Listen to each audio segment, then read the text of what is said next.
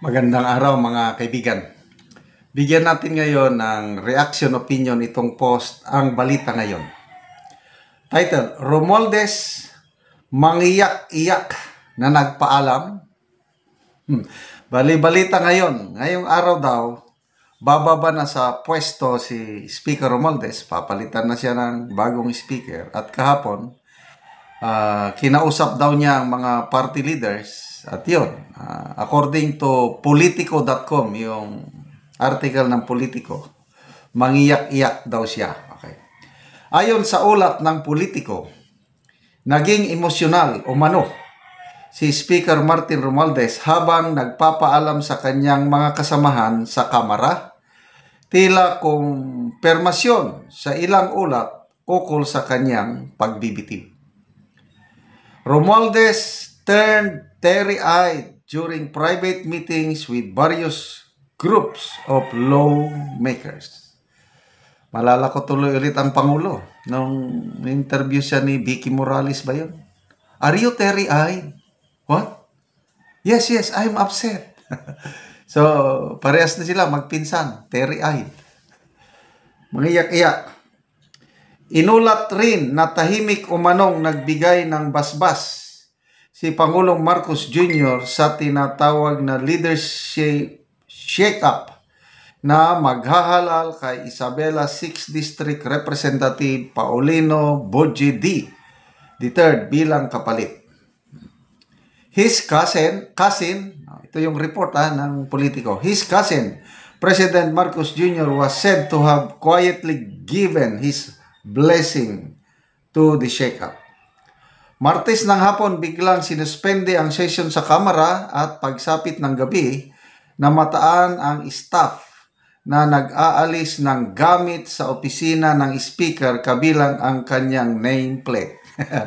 Viral ngayon yan. May nag-text sa akin. Shout out ko ang aking mga kaibigang researcher, si Eudora and Chris Torres. Sabi nila, General, totoo ba yan na talagang aalis na si Romualdez as speaker dahil inaalis na yung kanyang nameplate? O basta yung lamesa na nakalagay, Martin Romualdez, Speaker of the House. Nakunan ng picture tinatanggal na. Sabi ko, I believe it's true. Sana nga magkatotoo. Nameplate. Ayon sa isang insider, tinanggap na ni Romualdez ang kanyang pagbagsak matapos mapagod sa paulit-ulit na depensa laban sa kontrobersya, kabilang na ang flood control projects at anomalya sa pambansang budget. Kung ako, ang speaker, ako lang wala akong ginawang masama, talagang lalaban ako. Wala akong ginawa Kaya lang, mayroon tayong konsensya. Pag hindi ka patulugin ng konsensya mo, talagang okay, so, I don't know how do I feel now? Maligaya, malungkot. Kayo? Kung matuto itong balita na tuluyan ng mag-resign, ang iba sinasabi leave of absence. Ang gusto daw ng Malacanang, resign. Sana nga, resign na. Nako, kung tuluyan ng mag-resign, magiging maligaya ko. Okay, pasensya na kayo pag maligaya ko, napapakanta. Or kung malungkot, napapakanta. It's a way of expressing our emotions. Para ito na rin yung pang-ano ko sa high blood kasi may hypertension ako. May nabasa akong libro. Makakatulong daw pag kumakanta ang isang tao para yung basta yung magiging emotion, yung stable yung emotion, makakatulong ang pagkanta. Kaya, yan, kumakanta ako paminsan-minsan. So, kantahan na lang natin si Speaker Martin Romualdez. Ito ang theme song na bagay sa kanya. And now, the end is near, and so I face the final curtain. Martin, I'll say it clear. I'll state my case, of which I'm certain. You've lived a life that's full. You've traveled each in every highway, and more, much more than this. You did it your way. Regrets, you had a few, but then again, too few to mention. You did what you had to do and saw it through without exemption. You planned each charted course, each careful step along the byway, and more, much more than this. You did it your way. Yes, there were times, I'm sure you know, when I bit off much more that you could chew. But through it all, when there was doubt, I ate it up and spill it out. I face it all and you stood tall. You did it your way. You've laughed and cried. You had your fill, your share of losing. And now, as tears subside, ayun, mangiyak-iyak daw eh. Gano'n katotoo? Now, as tears subside, you find it all so amusing.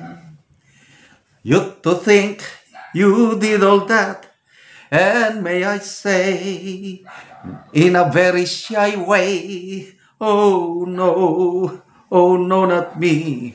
You did it your way. For what is a man? What has he got? If not himself, then he has not to say the things he truly feels, and not the words of one who kneels. The record shows you took the blows and did it your way. The Martin Romualdez way. Magtatapos na rin. Bow. Maraming salamat mga kaibigan sa inyong pagsubaybay sa ating channel. Nakakatulong kayo ng malaki sa tribong Talandig ng Bukidnon. Dahil ang sweldo natin sa channel nito, pantulong natin sa tribo. Ngayon, namimigay tayo ng livelihood assistance sa kanila. Nagpapatanim ng saging lakatan at Arabica coffee. Panoorin nyo ang video na ito. Ako diri sa area ni Chari sa yang itamnan og kape sa nahatag sa iyaha. So maayong buntag diya. Nag-abono siya sa iyang kape nga isa na kabulan. So isa pa siya kabulan, maayo gid ang tubo siyang.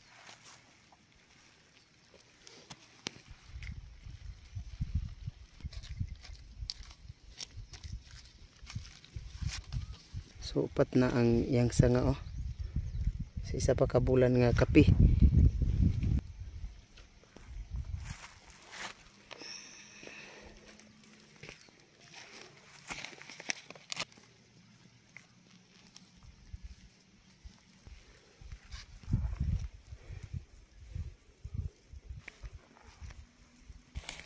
Ano yung mga sanga-sanga.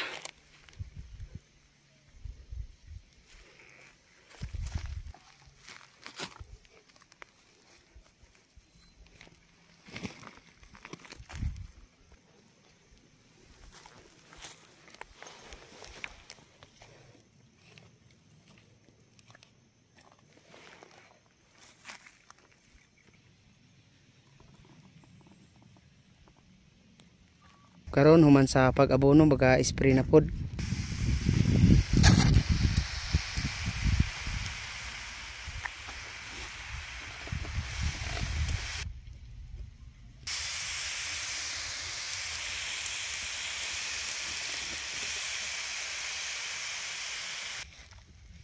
Salamat sa Ginoo sa nagsuporta sa kape. Nakawas namin sa among kalisod. Mga na among kape. Pila daya imong anak? Upat. Upat, tanan naga eskwela. Wala pa ng duha. Duha pa ang eskwela. So salamat kayo.